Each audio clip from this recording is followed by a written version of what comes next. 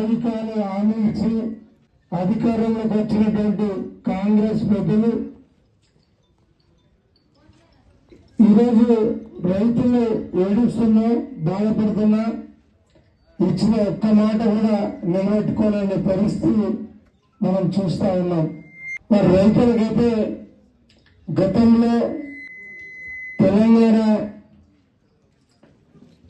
ప్రయాత మరి తెలంగాణ తొలి ముఖ్యమంత్రి కేసీఆర్ గారు రైతు బాంధవుడిగా ఏమేం చేసిండు అనేది మాటలతో కాకుండా మరి మీరు ఈ నియోజకవర్గానికి మన జిల్లాలో రైతు బంధు హైయెస్ట్ వచ్చే పరిస్థితి ఆ రోజు ఉంది.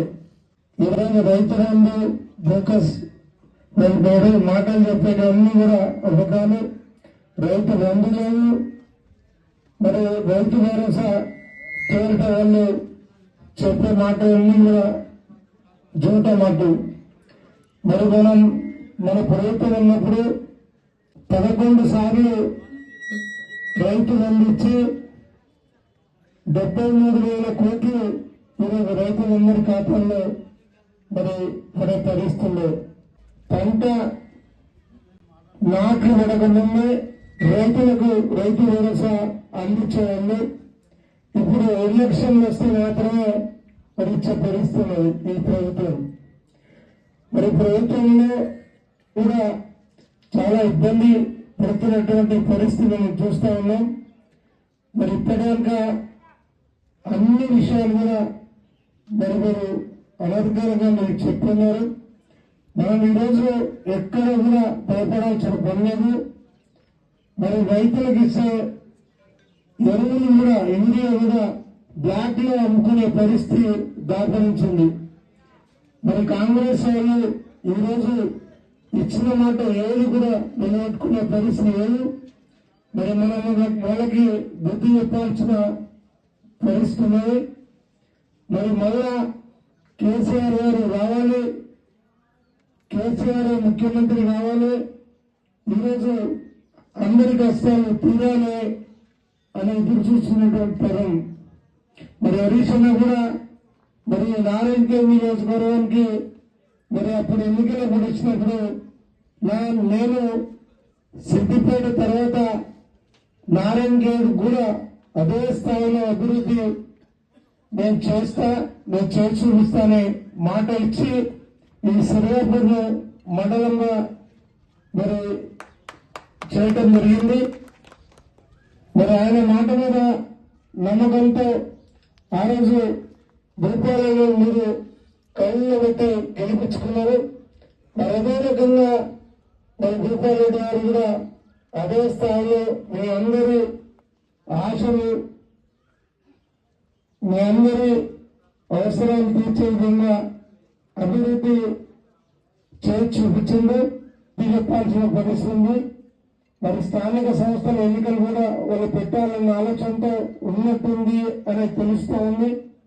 మరి స్థానిక సంస్థల్లో సర్పంచులు, ఎంపీటీసీలు, జడ్పీటీసీలు సాధ్యమైనంత ఎక్కువ శాతం మనం గెలిపించుకుంటే మరి మరింత బలాన్ని చేకూర్చినట్టు అవుతుంది. భూపాలరెడ్డి మరింత బలపడే పరిస్థితి ఉన్నది. ఈ ప్రభుత్వం మీద మనమందరం కూడా తిరుగుబాటు చేసే మరి ప్రయత్నానికి మీ అందరూ కూడా కార్యాన్వికులై పనిచేయాలని చెప్పి మీకందరూ కూడా కోరుకుంటూ మనం ఎవరం కూడా భయపడాల్సిన పరిస్థితి లేదు. ఏ గ్రామంలో ఏ నాయకుడు కాంగ్రెస్ నాయకుడు తిరిగే పరిస్థితి ఇప్పుడు ప్రస్తుతం అయితే లేదు. ఇందాక అందరూ చెప్పినట్టుగా వాళ్ళు వెళ్ళంటే ఈరోజు అందరూ పోలీస్ పహారాలు మరి వాళ్ళు వెళ్లే పరిస్థితి కలుగుతూ ఉంది. మీరు ఎవరిని భయపడకుండా ఈరోజు బీఆర్ఎస్ పార్టీకి అండగా మరి బీఆర్ఎస్ పార్టీ మీకు అండగా ఉంటుందని తెలియజేస్తూ మీ అందరి దగ్గర సెలవు తీసుకుంటూ జై తెలంగాణ. గిరే పరిస్థితి అంటే గిరి మార్పు అంటే ప్రజలు ఒకసారి ఆలోచించాలి. ముఖ్యంగా రైతుల మోస చాలా ఉంది.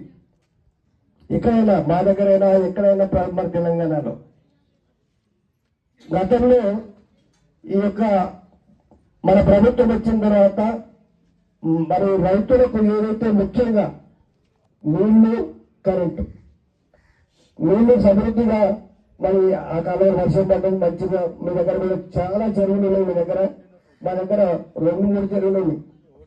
ఎడవాళ్ళ 2-3 చెరువుల కన్నా ఎక్కువలేవు. పెద్ద నగలు కూడా లేదు. కానీ మరి అదృష్టవంతం మీరు నారాయణకి పక్కకి వెళ్ళి మా ఇండియాలోనే వస్తుంది. అంటే దానివల్ల రీఛార్జ్ అయితే బోర్డు మా దగ్గర అటువంటి పరిస్థితి లేదు, డ్రై ల్యాండ్ అంతా. కానీ ఈ రకంగా మార్పు అనేది వచ్చి మన ప్రజలను ముఖ్యంగా రైతులను మోసం చేసిన పరిస్థితి ఏర్పడింది.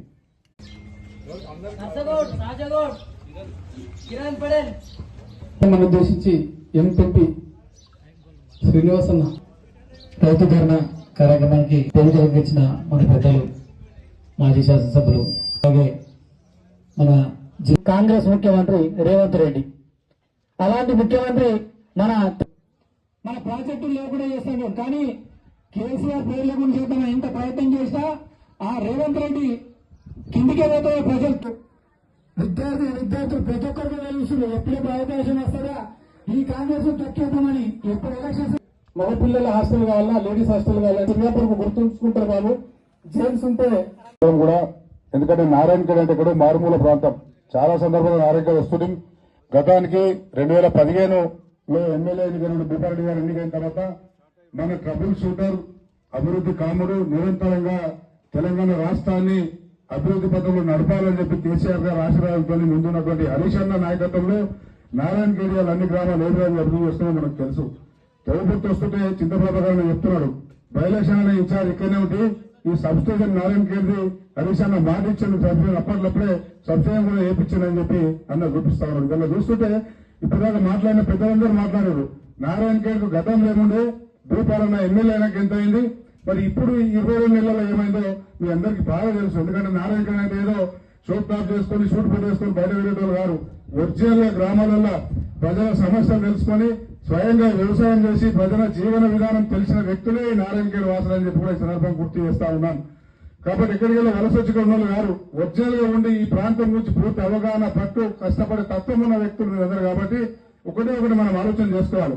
మరి ఎలా హరీష్ అన్న మనకు ఆరోగ్య శాఖ మంత్రి ఉండే, జిల్లాకు ఉమ్మడి మెదక్ జిల్లా జరుగుతుండే, రాష్ట్రం అంతా జరుగుతుండే, ఎన్నిసార్లు వస్తున్నాయో ఏం చేస్తున్నాయో చూస్తున్నాం. మరి ఆయన స్థానంలో వచ్చినటువంటి ఇవాళ అందోళన మంత్రి, ఆరోగ్య మంత్రి ఆయన జిల్లా కాదు రాష్ట్రానికి కాదు, అందోళన మంత్రి ఆయన దగ్గర సింగూరు బాగు చేసుకుని సోయి లేదు. నారాయణఖేడ్కి వచ్చి ఏం చేస్తారు మనకి ఏం లేడిగా 2 ఏళ్ళు అయిపోయింది ఆల్రెడీ. సింగూరు సిగ్గుపోదేమని కానీ చెప్తే ఏదో ప్రాజెక్టులు మనం కట్టి ప్రాణాయిత చర్యలు తీసుకొచ్చి నారాయణఖేడ్ సంగమేశ్వర బసవేశ్వర ప్రాజెక్టు ద్వారా నారాయణఖేడ్ చేరపాలు నిలుస్తామని చెప్పి మన ప్రభుత్వం ఆలోచిస్తే ఉన్న సింగూరును లీకేజీల పేరు మీద సిమెంట్ సంచులు ఇష్టపడతారు అడ్డమేసి దాన్ని కూడా చక్కగా చేసుకుని సోయి లేనటువంటి మంత్రి మన జిల్లాలో ఉన్నాడు. మనటువంటి ఎమ్మెల్యేలు మన దగ్గర ఉన్నారంటే ఇంతకంటే దౌర్భాగ్యం ఇంకోటి ఉండదు. ఒకసారి మనం ఆలోచన చేసుకోవాలి.